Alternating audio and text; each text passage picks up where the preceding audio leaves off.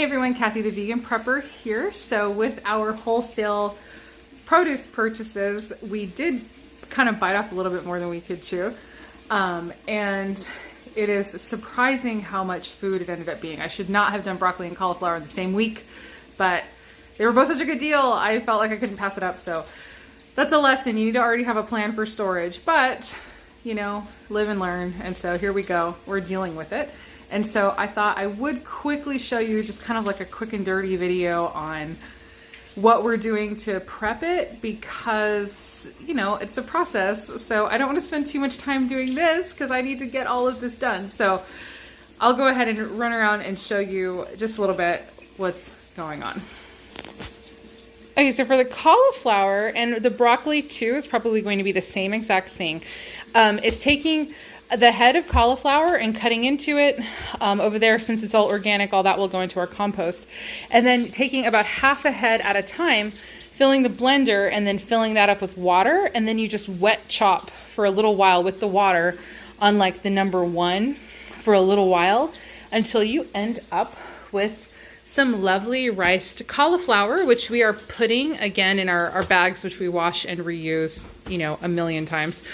And so each one of these is a head of cauliflower that I have already done.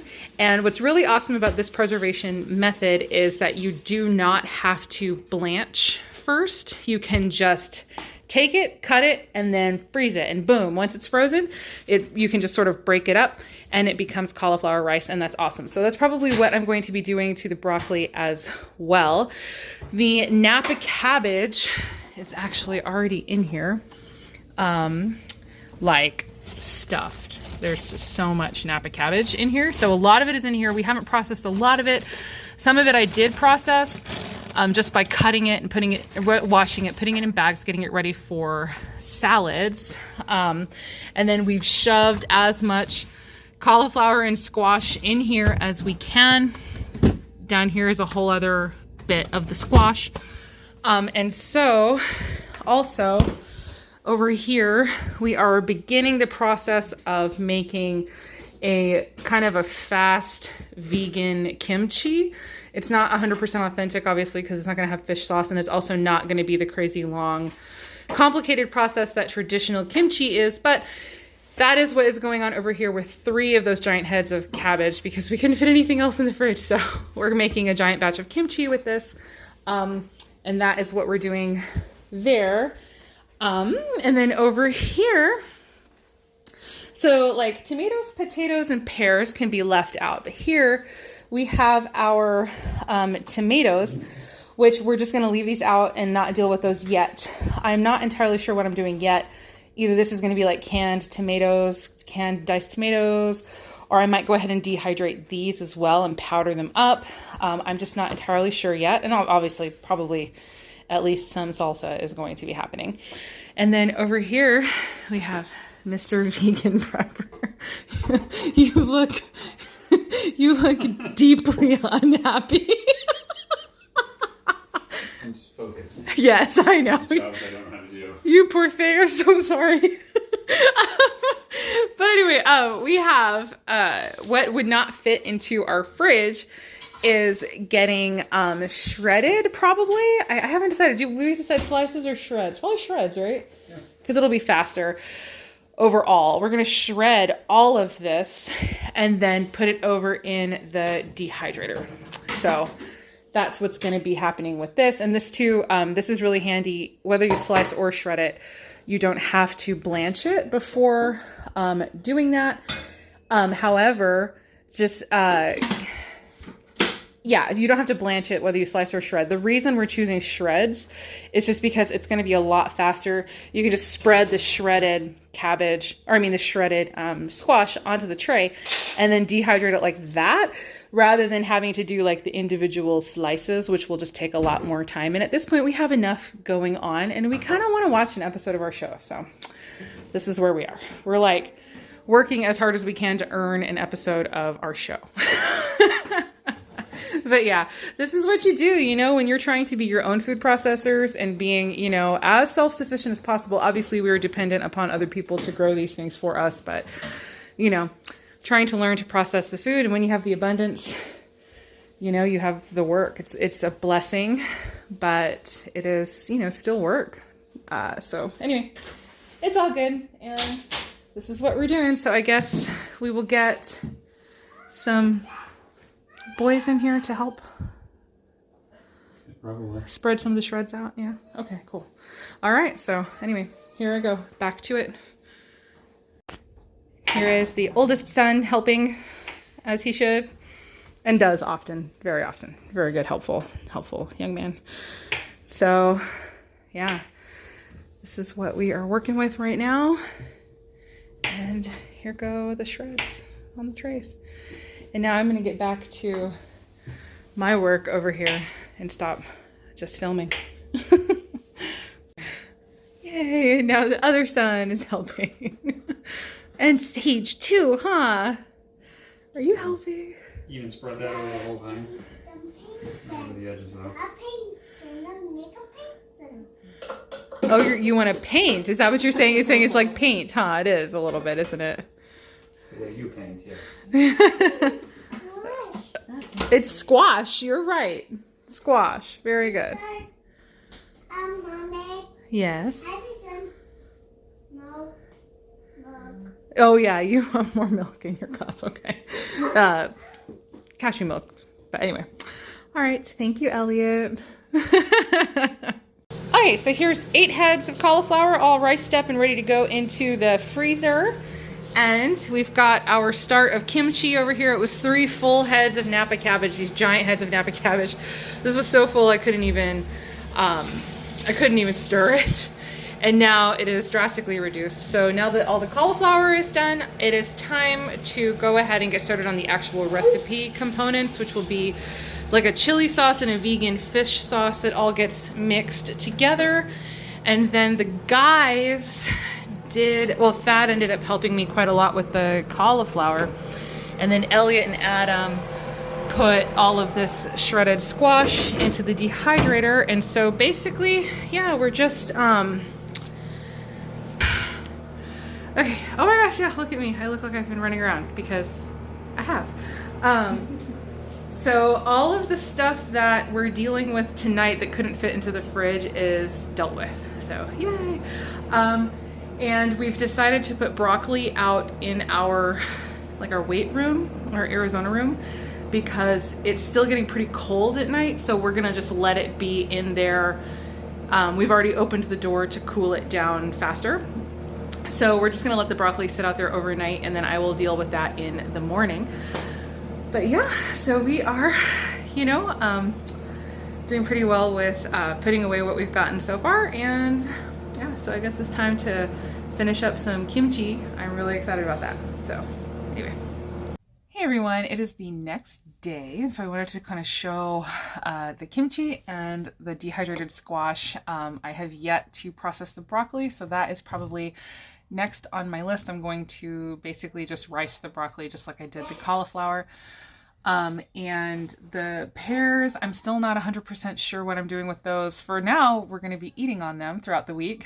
But probably there's going to be like canned pears, dehydrated pears in our future. And I was thinking about even making a pear powder, like for flavoring baked goods. I don't know, like I'm still kind of percolating ideas. So I have a little bit of time on the pears and the tomatoes. And so I'm going to wait on those and figure out what I'm doing with those. And then the potatoes is 50 pounds of potatoes. I'm not concerned at all. I'm not probably going to preserve any of that because that's just going to go in our bellies. Like we go through potatoes pretty fast in this house. So anyway, that's kind of where I am. And let me show you just a couple of these things. And yeah, we'll hopefully give you some helpful info here. So here's the kimchi. It ended up being about 5 quart jars. This one's a little low. I have to push some of this underneath the water. I'm looking and seeing. So, or the liquid. So I'm seeing a little bit of extra liquid on the top of some of these jars now. And hopefully there's not going to be too much because the cabbage did get rinsed before it came in here. So there's not too much salt content. And so hopefully this isn't going to release too much liquid. So like when I do sauerkraut, I'll put it down to like here. I leave so much headspace because I am used to sauerkraut just spilling out and over, like the liquid gets released. I'm not sure what the physics of it is. Like it releases so much liquid. It doesn't seem like it should be able to increase in volume compared to like what is already there. But I think it also has to do with the bubbling action of the fermentation. So the fermentation itself will start to bubble and then it sort of like just pushes stuff out. So it's crazy. So it's probably more gas taking up the space. Anyway, sorry. This is like a I don't know. It's a view into my super boring brain where I think about stuff like this. Like, why is this happening? And try to figure it out. But anyway, so my job every day now is to come in here with a clean spoon and push stuff underneath the level of the liquid. That is the instructions that I got. Now, if I had my choice, I would have done it like sauerkraut and saved outer leaves of the Napa cabbage and put them on top like a little cap and then put a little weight on.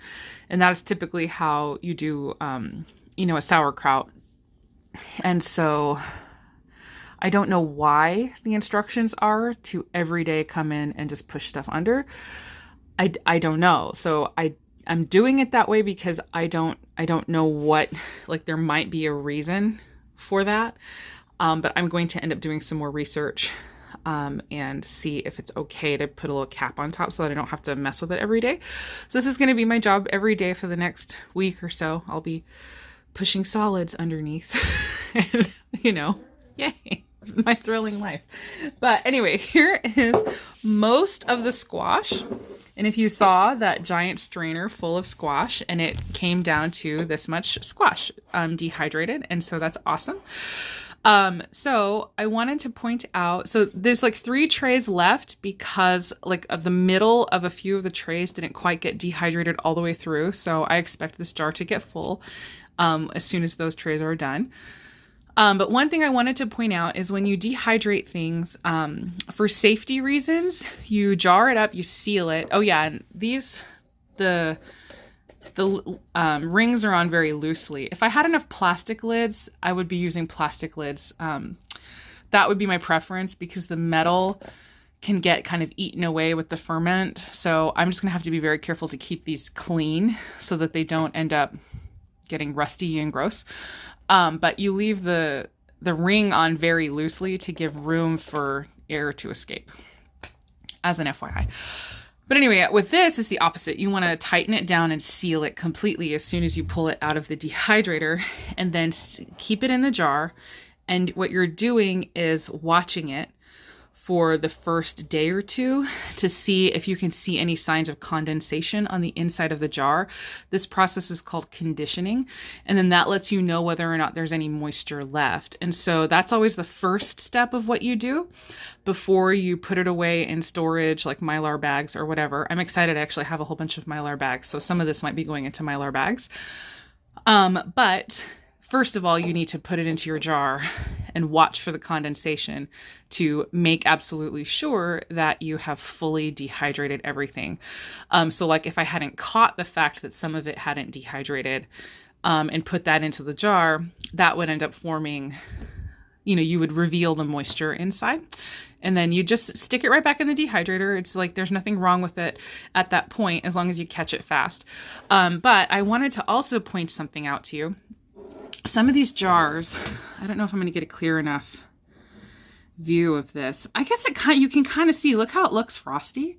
Some of them look frosty, even though, now this is leftover water scale from pressure canning. So don't look at this part. But up here, there's actually a texture. Oh gosh, my kids are being loud like usual. I don't know if you can hear this texture.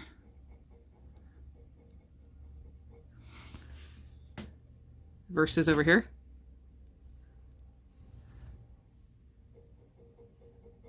So there's like actually a texture on the jar.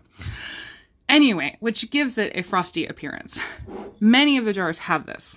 So it's good to know if you notice that on your jar, you can kind of look around and find a clear spot. Okay, so like here's another, this is a clear spot. This is all frosty. This is clear. But I already found another clear spot. And so this is just me being like, just so, again, this is my exciting brain, so extra. And I found a clear spot and circled it so that when I'm looking for my condensation, I'm not distracted, or, you know, I don't worry like, oh no, there's condensation inside. And it's not really, it's just the frosty texture of the glass, which looks almost exactly like condensation, honestly.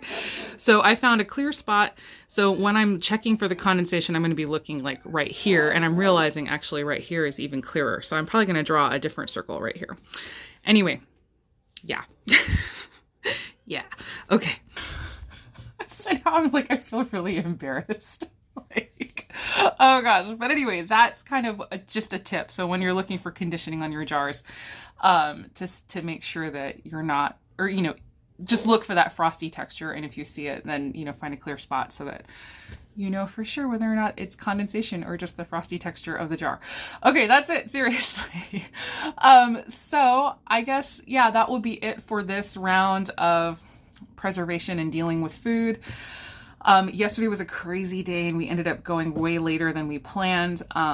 Everything sort of coalesced together perfectly on one day. It was the first day in a week or two that I actually had Adam with me to go to the store and help me carry all that stuff. So like I have to go on a day when I have help, and I don't always have help available between like Thad's working schedule and Adam's working schedule. And so like I need help, especially with Sage. And so that was the day we had that. But then also it was the day that we went to spread my mom's ashes, because it has just rained and so the rivers are high. And so we wanted to do it into water. So then it's sort of kind of a last minute, like, oh, this would be perfect because the rivers are high. We can go and spread the ashes. So then we also ended up doing that yesterday, and it was like just a very full day. Like, then we went out to eat afterwards and just sort of had our, you know, I don't know, our mini memorial. Like we can't even really do a memorial or a funeral right now with all this stuff going on. So it's just crazy. Anyway, life goes on. So that's, I think, a lot of why, everything was so like, oh my God, I should get this in. It was like almost 10:30 at night when we finished doing all the stuff that we did last night. And then, like I said, I still have to do the broccoli today. And I think that that's a lot of why I have felt a bit scattered, because, you know, there's just been a lot on my mind. So anyway, but I don't know why I guess I don't necessarily need to bring it up, but I don't know. It's like life goes on, and it's just something that I have noticed many times, especially when you're kind of becoming responsible for your own food production, like in the garden, or even if it's just your own food processing, like what we have done with the food that we just bought. But it's like you can have your big harvest come in from the garden, and it's like nature does not care what's going on in your life. If you want your food, you have to deal with it when you get it. So that's kind of my one thing. Like if you want to start trying to get wholesale produce and do stuff like this, I have definitely let a lot of stuff go bad in my life, and I felt really bad about it until I kind of really learned that it's like the second that comes into my house, that is coming into my house with a commitment that it will be taken care of regardless of what's going on around me. And that is just sort of the way that you have to do it, or else you might end up wasting a ton of food and a ton of money, a ton of time. So that is definitely not what we want to do. So it's just sort of like maybe a cautionary tale, or a cautionary thing almost, is like, yeah, this is a really great idea to like save all this money and do all this stuff, but it is a lot of work. So luckily though, it is a lot of work like on the outset, but then on like later, there's going to be a huge amount of peace and ease that comes from all the work that we're doing now. But just like I don't know, I guess what I'm trying to say, I'm just, you know, making the video unnecessarily long, basically, is what I'm doing. But just sort of like to be thoughtful of that, have a plan for processing before you buy it, which is not what I did. Yesterday, I jumped when I had the opportunity, but then of course that I think is a lot of times what happens. It's like, oh, today's the day that we could do it. Okay, let's go do it, you know. But anyway, having knowledge beforehand of ways to process and ways to preserve and ways to take care of it is also helpful, because it's like I got the cauliflower and the broccoli, for instance, knowing I'm going to rice that and freeze it, because I don't even have to blanch it. I don't even have to, you know what I mean? Like, So you kind of have that stuff in your head. So if you decide you want to go do some wholesale shopping or whatever, before you consider what you're purchasing, consider some of the fastest and easiest ways to take care of that food once it comes into your house. So anyway, or, you know, make sure your fridge is kind of empty. So like we had a kind of empty fridge. We have a kind of empty freezer right now. So I know that I have room to put stuff. Anyway, that's it. So I just sort of kind of think about it. And if you can't like perfectly plan it out with like spreadsheets and everything, like some people are like, they are so put together and they just like do stuff. And I'm amazed by people like that. That is not me. I tend to sort of just kind of like make it work when I have it. So anyway, that is it for real. This is like the 4th take of this video. First time I found out like my kids' school was on my fridge from the angle I was filming, like you could see everything so clearly. So this is it. I had to retake it. Then I had to retake it again because I realized I was repeating myself. A lot of stuff I had already. Anyway, none of that matters. Okay. All right. I'm going to go now. Thank you guys so much for watching. I hope that was helpful at all. If you have any comments or questions, go ahead and leave them down in the comments, in the comment section below. I'm definitely going to be doing some how-to videos, especially on the wet chopping, although you can find wet chopping cauliflower all over the place. You can go look that up now before I make my own video for that. And yeah, so I'll probably make some how-to videos, but you can find them other places too, because I already found them. That's why I'm doing what I do, because I found how-to videos elsewhere. But anyway, I guess that's all. So I hope the rest of your day is good and your life stays wonderful. Thank you guys so much for watching. Bye.